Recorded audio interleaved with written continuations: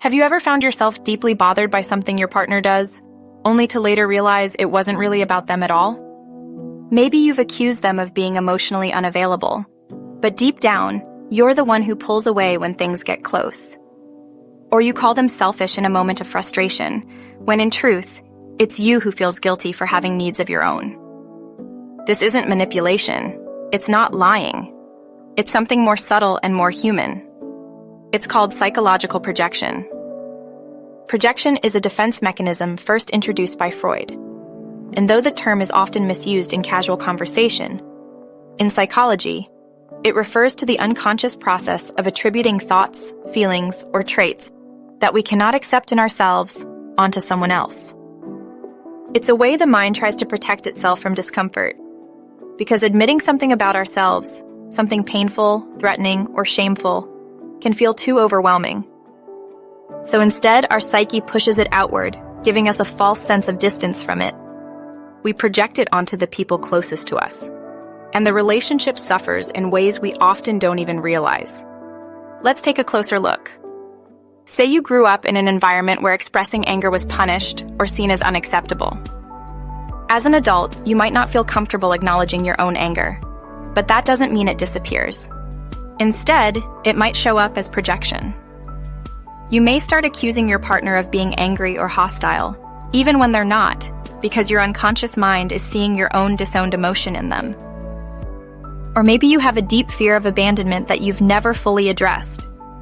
Rather than facing the vulnerability of that fear, you might project it as mistrust, accusing your partner of being unfaithful or unreliable. In this way, projection acts like a filter. We don't see the person clearly. We see them through the lens of our own unresolved emotional history. These patterns can be especially strong in romantic relationships because of how emotionally charged and intimate they are. Our partners often reflect back the parts of us we've hidden, denied, or buried. Not because they're doing anything wrong, but because love brings up everything unlike itself. And here's where it gets even more complicated. Projection isn't just about negative traits. Sometimes, we project positive qualities onto others too, like admiration, competence, strength, because we haven't owned those traits in ourselves. This is why we might feel dependent on someone's confidence, or intimidated by their calm, or obsessed with their creativity.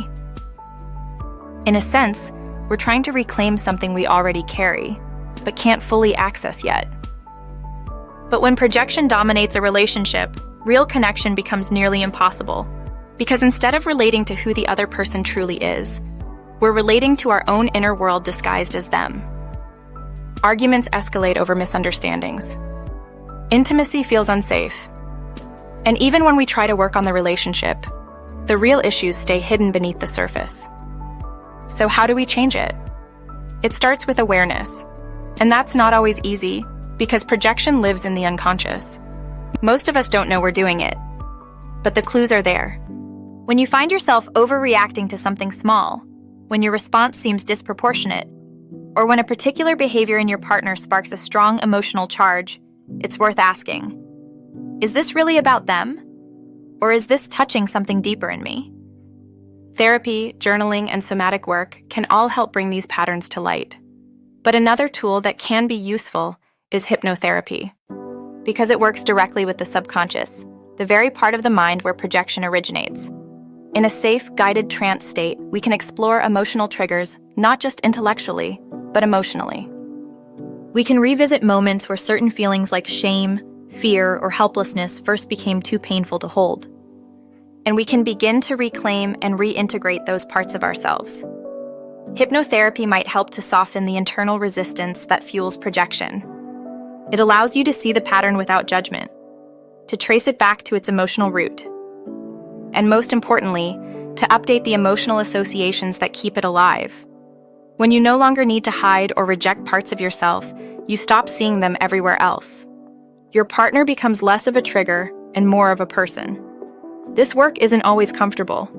It takes honesty, it takes courage, but the outcome is worth it.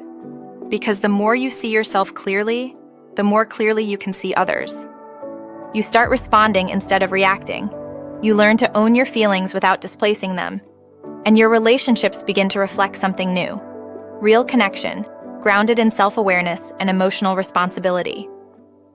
Projection isn't a flaw, it's a signal. A message from your inner world saying, there's something here that needs attention.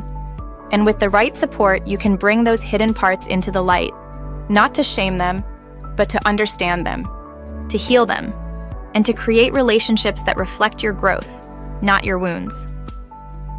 Because when you stop projecting, you start connecting.